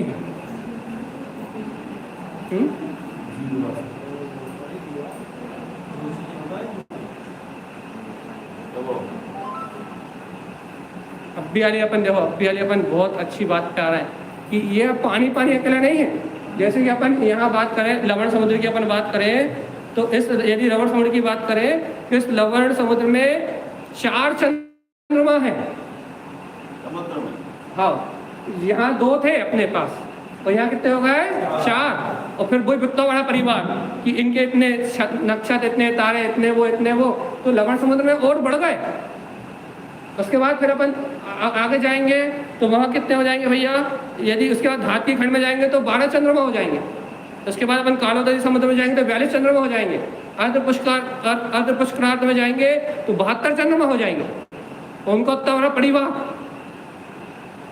तो ये समुद्र खाली नहीं, ऐसे ही अब वैसे यहाँ अपना पद्म हाथ है ना, ये जो महापद्म हाथ है ना, 3 शार्थ है ना, इसमें आपने एक बहुत अच्छी बात सुनी है, ही श्री गिति कीर्ति लक्ष्मी बुद्धि आदि देवियों के नाम सुने। जैसे अपने कल कहा था कि भगवान जब गर्भ में आते हैं तो बाद 13 महीने तक, 9 महीने वो और 6 महीने पहले से भगवान के गर्भ में आने से ही जो उनकी माता की सेवा में जो ही श्री गिति कीर्ति लक्ष्मी बुद्धि, ये 6 और 56 कुमारी देवियाँ, ये जो सब भगवान की सेवा में आती हैं, ये कहाँ रहती है? हाँ, आ जाओ, वो यहाँ रहती है। पद्महार्थ है, ये पद्महार्थ है, इसके बीचों बीच योजनों 500 ऐसा योजनों प्रमाण बड़े बड़े कमल हैं। और इन बड़े बड़े कमलों पे ये छोटे मोटे कमल है, योजन, एक योजन कितना बड़ा? 6000 किलोमीटर का एक प्रमाण योजन, 6000 किलोमीटर का। तो इतने बड़े बड़े कमल पे कौन रहती है? देवियाँ, ही श्री लक्ष्मी बुद्धि कीर्ति आदि। ये एक एक कमल पे 6 कमल है ना, 6 सरोवर है ना, 6 का सरोवर में अपने अपने कमल, और इन पे ये देवियाँ रहती हैं। और अकेली रहती हैं क्या? हाँ, ये देवियाँ रहती हैं, लेकिन कुमारी है, लेकिन अपने अपने परिवार के साथ रहती है, मतलब अपने इनके अंगरक्षक होते हैं। जब अपन अभी पढ़ेंगे, जब स्वर्ग पढ़ेंगे, जब सामान्य पारिषद आदि आदि, ये इनके होते अंगरक्षक, ये अपने परिवार के साथ रहती हैं। तो इनका एक कमल बीचों बीच रहता है और इसके चारों ओर 500 योजन के बड़े बड़े कमल इनके रक्षकों के, अंगरक्षकों के होते हैं, जो इनकी रक्षा करते हैं। अब बताओ भैया, हजार योजन के कमल, 100% सही है।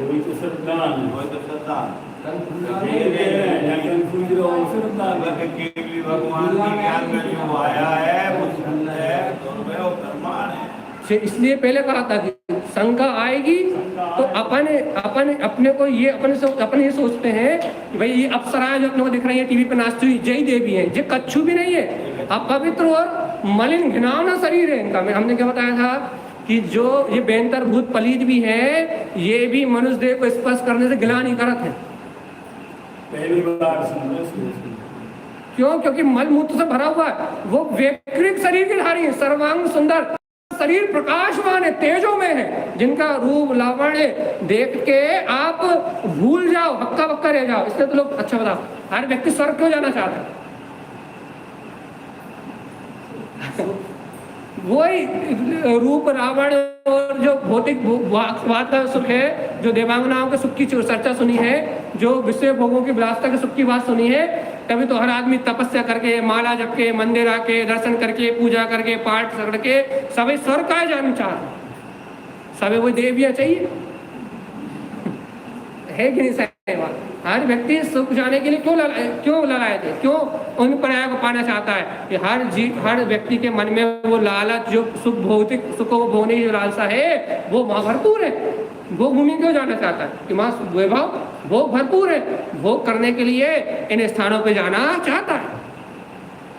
ये स्थान है, हम पुण्य इसलिए करते हैं, लोग मंदिर इसलिए जाते हैं, स्वाध्याय इसलिए करते हैं, पाठ इसलिए करते हैं कि हम दुर्गति नरक आदि में ना जाए और इन स्वर्गों में जाके आराम से रहें, इसलिए तो करते हैं। नहीं तो पता मंदिर काय आते हो, बता काय के लिए आते, बता दो नहीं। अब मोक्ष वाले एक आते ही कोई है, धक्का कहाँ लगे तुम? 90% जितना भी काम हो रहा है वो सब इसके लिए हो रहा है।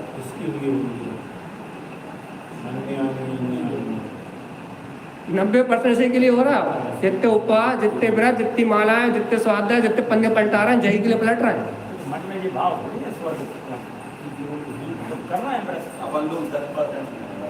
अरे दत्ता, हाँ, रुको रुको रुको रुको, सुनो अच्छे ध्यान से। जब तक जीव को आत्म अनुभूति का लक्ष्य नहीं है, तब तक सबको यही सुख चाहिए।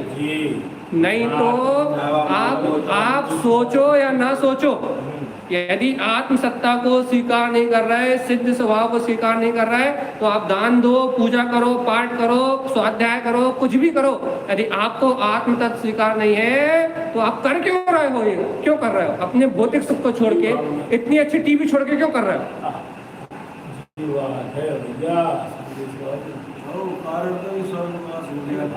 वो स्वर्गवासी लिखा था, कोई नर्कवासी नहीं लिखा। तुम बताओ, अच्छा तुमने लिखी कि तुम्हारे पिताजी तुम मानो कितने, नहीं तुम्हारे मान लो किसी के पिताजी तुम मानो कितने क्रूर थे, कितने दुष्ट थे, कितने पापी थे, फिर तुम लिख स्वर्गवासी। हमारे पिताजी जाके अप्सराओं के साथ आराम कर रहा है। अब तुम्हें कैसे पता कि स्वर्ग है कि नर्क है?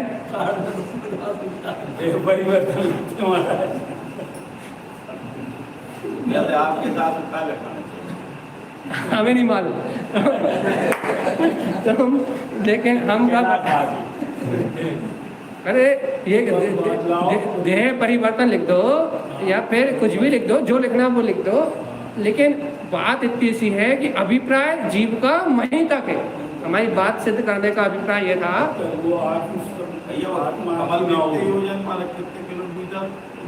6000 किलोमीटर का एक जो योजन होता है 6000 किलोमीटर का होता है, और वो कमल होते हैं लाखों बड़े बड़े योजनों के। कोई 500 योजन का है, कोई 1 लाख योजन का है। इतने बड़े बड़े कमल पे एक देवी रहती है, और उसके आसपास जो छोटे छोटे 500 योजनों का जो कमल होते हैं, उन पे उनके एक एक अंगरक्षक रहते हैं, उनके परिवार रहते हैं। ऐसी तो विस्तृत विश्व की व्यवस्था है। अरे अपन जी का पढ़ो तो भगवान की एक समय में झलक रहा है, एक समय में सभी झलक रहा है। तो अपन तो एक कमल की, एक देवी की और एक की चर्चा में, एक कमल की हाइट नापने में अपना पूरा दिमाग चकरा रहा है।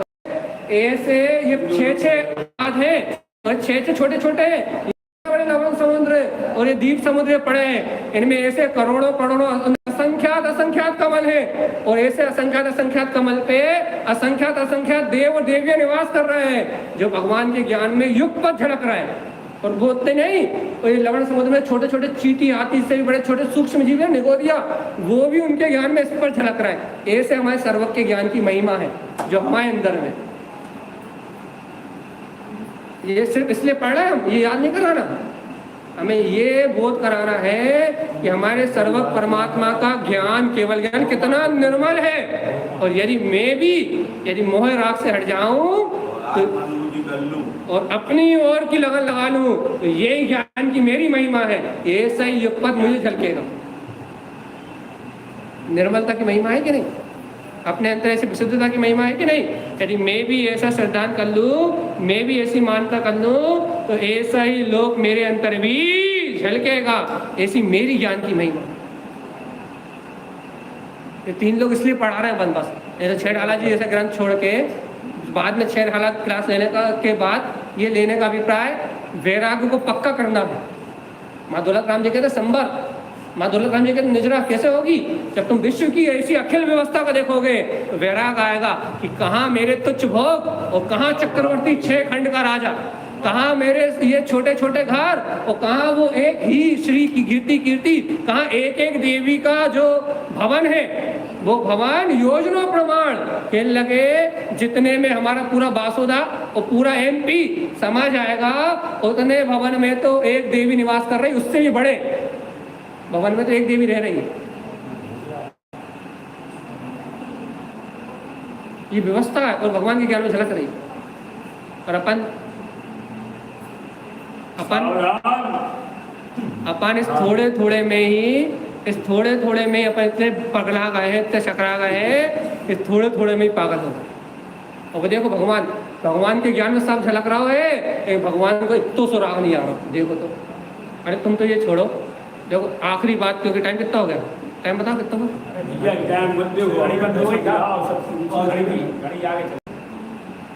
हमारी खड़ी माँ हमारे सामने वाली बंद है, 5 मिनट एक नहीं हमारे सामने वाली बंद है। हाँ, हम ये बात कह रहे हैं कि एक जो भगवान, जब अपन अब सीधी बात चलते हैं, अपन सीधे मेरू पर्वत चलते हैं, टाइम हो गया आज। सुमेरु पर्वत पे 4 शिला, कितनी शिला है? पांडुक शिला का नाम सुना? रक्ता शिला, पांडुक रक्ता शिला, वो सॉरी हाँ, पांडुक कमला शिला और रक्त कमला शिला, ये 4 शिलाएं हैं। काय पे? सुमेरु पर्वत पे। अपन ने पढ़ा कि नहीं पढ़ा कि यदि भरत क्षेत्र पे किसी तीर्थंकर का जन्म हो तो उसको सुमेरु पर्वत पे ले जाएंगे। कहाँ ले जाएंगे?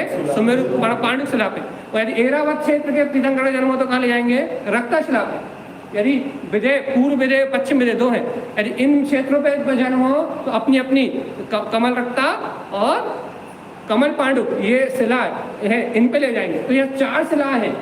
तो जब भगवान यहाँ जन्म लेते हैं, तीर्थंकर में से कोई सा भी जन्म होता है, तो अपनी क्षेत्र में होगा तो पांडुक पे, और यदि ऐरावत क्षेत्र में होगा तो रक्ता, इस शिला पे ले जाएंगे। तो देखो अब जब भगवान को जन्म होते से ही जब शुद्धि के लिए, वो तो मलमूत्र सहित होते ही नहीं है, उनको तो कुछ होना ही नहीं है, वो तो बिल्कुल सर्वांग सुंदर और बिल्कुल दिव्य तेज के साथ प्रकट होते। तो जैसे ही वो जन्म होता है तो माँ बाप के हाथ में जाते नहीं हो। जैसे ही जन्म होता है तो सूर्यमिंद्र ने अपने हाथ में लेके, सचेंद्र ने अपने हाथ में लेके और आकाश मार्ग से गमन करते हुए जिस हाथी पे, कौन से हाथी पे? ऐरावत हाथी पे लेके जाता है कौन? सूर्यमिंद्र। उस ऐरावत हाथी का यदि व्यवहार सुन लोगे तो पांव के नीचे जमीन खाली हो जाएगी। वो ऐरावत हाथी के 32 मुख होते हैं और 32 मुख में एक मुख में स्वर्ण के दांत होते हैं, और वो स्वर्ण के दांत का जो है उस एक दांत पे विस्तार कमल वाले, मतलब एक योजन के विस्तार कमल वाले, क्या वो उसकी पूरी आयु कितनी होती है नहीं मालूम, मतलब उसका पूरा विस्तार भी योजनों में है। जब 1 योजन का होता है शायद पूरा हाथी जिस पे ले जाते हैं, उसके जो क्या बोलते हैं दांत है ना, वो स्वर्ण दांत, ये जो उनकी सूंड है उस पे 10-10 हजार नृत्यकियां, कमल पे एक कमल के एक जो वो है 10-10 हजार नृत्यकियां जो देवांगना है वो नृत्य करती हैं। उस हाथी कितनी महिमा है। जो सूर्यमिंद्र का विमान बनता है, देव अपनी विक्रिया से बनता है, तो उसकी सूंड पे जो कमल है, उसकी एक जो कमल है ना, उस पर 10-10 हजार नृतंगनाएं, बड़े बड़े सरोवर उस हाथी के दांतों पे, उसकी सूंड पे, उसके पांव पे, उस पे इतना बेवा होता है एक हाथी पे, सिर्फ उस हाथी रूपी विमान पे, जिस पे सूर्यमिंद्र बैठ के भगवान को अभिषेक करने के लिए ले जाता है, उसका इतना वैभव। उसके बाद भी सूर्यमिंद्र की नजर उस हाथी के वैभव पे नहीं, सूर्यमिंद्र के पास तो उससे भी ज्यादा है। उसके वैभव पे नहीं, वो भगवान को, बाल तीर्थंकर को हजार हजार नेत्र बना के देखता है। तो एक बात ये स्वीकार करो कि जन्म लिए हुए उन भगवंतों का रूप और लावण कैसा होगा कि जिनको साक्षात सोधर्मेंद्र हजार हजार नेत्र बना के देखता है, उनकी आभा, उनकी जगमगाती हुई काया, उसमें कितना रूप रावण और कितना वैभव होगा। कि अपन पढ़ते हैं 3 लोक के परमाणु तुझमें पा चुके प्रवेश। भगवान आत्मा उससे सुंदर कृति इस ब्रह्मांड में कोई दूसरी होती नहीं है। ऐसे बाल तीर्थंकर का अतिशय है। जब वो परम उदारक शरीर में, जब वो केवल ज्ञान को प्राप्त करके अपनी कुटिका में, अपने समोसा में बैठते हैं, उस समय का वैभव तो करोड़ों दिव्याओं द्वारा कहा नहीं जा सकता। ऐसी महिमा हमारे तीर्थंकर भगवान की है। और हम कहाँ कुदेवों के पास, अदेवों के पास, बेनतरों के पास, भूतों के पास भटक रहे हैं कि भैया हमें कुछ मिल जाए, हमें कुछ प्राप्त हो जाए। और कहाँ हमारे भगवान बालपने से इतने वैभवशाली और ऐसे पराक्रम के धारी हैं, 100 इंद्रकार वंदित हैं। यदि ऐसी वास्तव में जैन धर्म की महिमा आए तो हम कभी कहीं भटक सकते हैं क्या? नहीं। हमारा उपयोग कहीं भटकेगा? लेकिन भैया कभी हम जनवाणी खोल के देखते नहीं, कभी अपन स्वाध्याय करने की ओर लगन लगाते नहीं। अरे आपका मन नहीं लगता, काहे मन नहीं लगता? आपका मन यदि आत्मा की चर्चा में नहीं लगता, ये पढ़ो ना, हजारों योजना कमल, इन पे बैठी हुई रानी है, इनके वैभव, इनकी संपदा, ये पढ़ो ना, तो कम से कम अपना वैभव तो कुछ लगने लगेगा। और फिर पता लगेगा इनके वैभव को प्राप्त करने के लिए उन्हें मुनि बन के कितनी तपस्या करी जब उन्हें वो मिला। पर जब पता लगेगा कितने हजारों वर्ष के उपवास करे, जब वो क्या बोलते हैं स्वर्ग में गए, जब तक पता लगेगा कि ऊपर गिरेवक में जाने वाला, नोवे गिरेवक में जाने वाला नियम से द्रवलिंगी मुनि 11 नौपुर का पार्टी होना अनिवार्य है। इतना पढ़ोगे और इतनी साधना करोगे कि शरीर को चीर के मिर्ची भर के और जोड़ दिया जाए तो आंखों से आंसू ना निकले और मुख से उपकी आवाज ना आए, तब तुम नोवे ग्रेवक के देव हो पाओगे।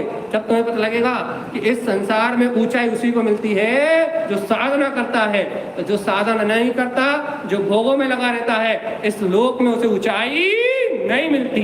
वो अधोपतन करता है, नीचे जाकर पड़ा रहता है। तब पता लगेगा, तब बोध आएगा, अरे भगवान ये ऊपर ऊपर कैसे पहुंच गए, इतनी वैभव संपदा कैसे प्राप्त कर गए। तब पता लगेगा कि इन्होंने साधना करी, संयम साधा, चारित्र साधा, तब ये यहाँ तक आए। और इसके ऊपर से सम्यक दृष्टि भावलिंगी मुनि होते हैं, वो अनुत्तर और अनुदेश और सर्वाग सिद्धि और ऊपर के विमानों में जाते हैं, जहाँ 1 भाव या 2 भाव अवतारी होके नियम से अगले भाव मोक्ष में जाते हैं। वो सम्यक दृष्टियों का स्थान। बताओ भगवान जी कैसा लग रहा है?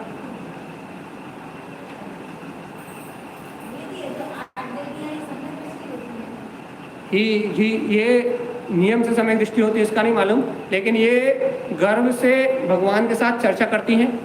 मतलब जब से ये वहाँ तक की सेवा में जाती हैं, तब से भगवान के प्रताप से माँ को अद्भुत ज्ञान की उपलब्धि हो जाती है, क्योंकि भगवान उनके घर में आने वाले होते हैं। तो ये पूरे समय 13 महीने तक भगवान से तत्व चर्चा करती हैं। तो कौन से भगवान से जिनका जन्म नहीं हुआ, मतलब वो अपनी अभूतपूर्व जिज्ञासाओं को प्रकट करती जाती हैं। और गर्व के प्रताप से, भगवान के प्रताप से माँ के मुंह से ऐसा उपदेश निकलता है जिनसे इनकी जिज्ञासाएं शांत होती हैं। और ये इतने पूरे समय तक 13 महीने तक तत्व चर्चा करते हुए उस आत्म अमृत को पीती हैं।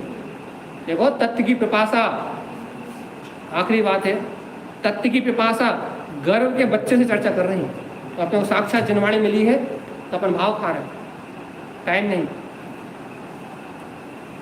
वो तत्व की पिपासा के लिए वो वहां से आ रही है, अपने इतने बड़े बड़े विमान छोड़ के, अपने इतने बड़े बड़े एस छोड़ के, ये धरती के जैसे ये मलेक्स रखते हैं अपन तो उनको शरीर, अपावित्र शरीर वाले, लेकिन भगवान के अवतरण के प्रताप से, वो ज्ञान की महिमा से वो अपने इतने बड़े बड़े विमान और अपने स्वर्गों के सुख और अपना राष्ट्रीय व्यवहार छोड़ के यहाँ आ रही हैं। काय के लिए? भगवान से चर्चा करने के लिए। देवता बालक बन के तीर्थंकर के साथ खेलने आते हैं। भगवान खेल खेल में 3 लोग का ज्ञान प्राप्त कर लेते हैं, खेल खेल में ज्ञान की चर्चा करते हैं। उनके वस्त्र देवता लेके आते हैं, उनके मित्र देवता होते हैं, उनका लालन पालन देवता करते हैं, उनकी पूरी व्यवस्था देवता बनाते हैं। तो सोचो तो देवता भी भगवान के साथ खेलने कूदने के लिए धरती पे आ जाते हैं, उनसे अमृत वाणी का लाभ लेते हैं। अपने स्वर्ग के भोग त्याग देते हैं। और अपन ये जिनवाणी सुनने के लिए दुकान में ताला नहीं डलता, चौका ही बंद नहीं हो पाता, घर पर परिवार का मोह ही खत्म नहीं हो पाता, रुचि नहीं लगती।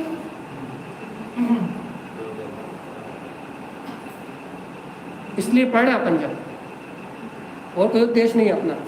3 लोग पढ़ने का यही उद्देश्य है कि भैया कहाँ कैसे और क्या व्यवस्था है इसको जाने और अपन अपने अपने कल्याण का मार्ग बनाए। यही सर्व भगवान का हमें सभी जीवों के लिए मंगल में उपदेश है। बोलिए आचार्य प्रवर सदगुरुवर संत तारंतर्य जय नमोस्तु। आनंद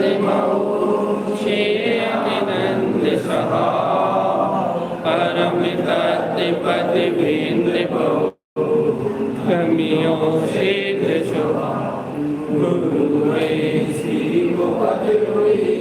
गुरुपति ज्ञान सहका तारण तरण समर्थ मुनि गुरु संसार निवारण जो तो जिन बनी काल कति जो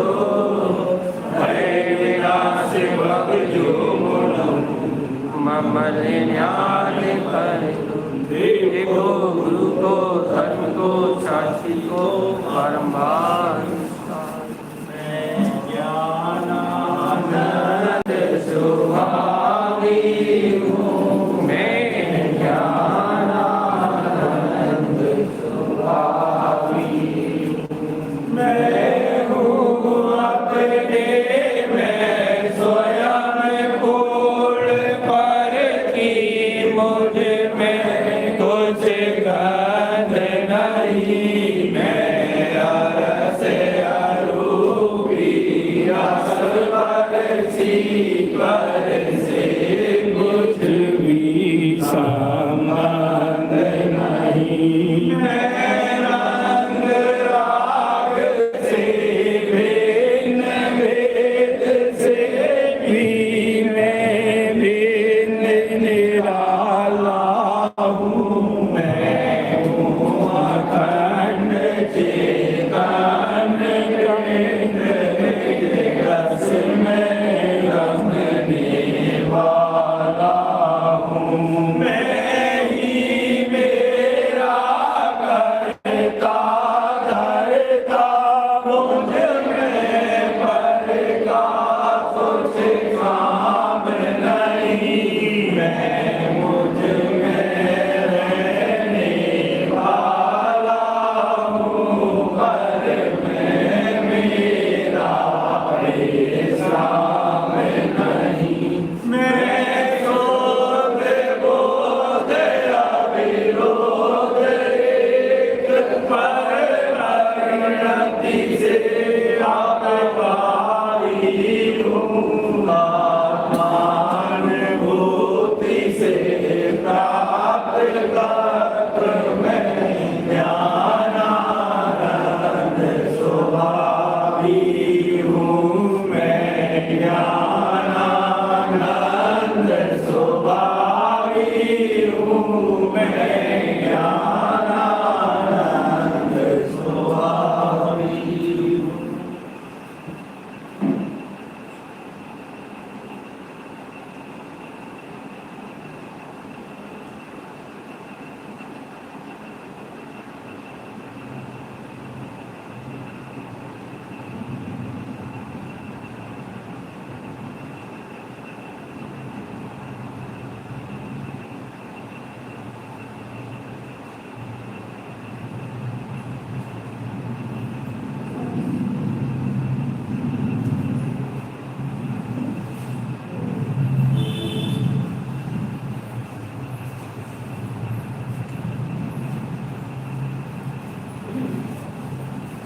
बोलो द्वादशांग वाणी की जय।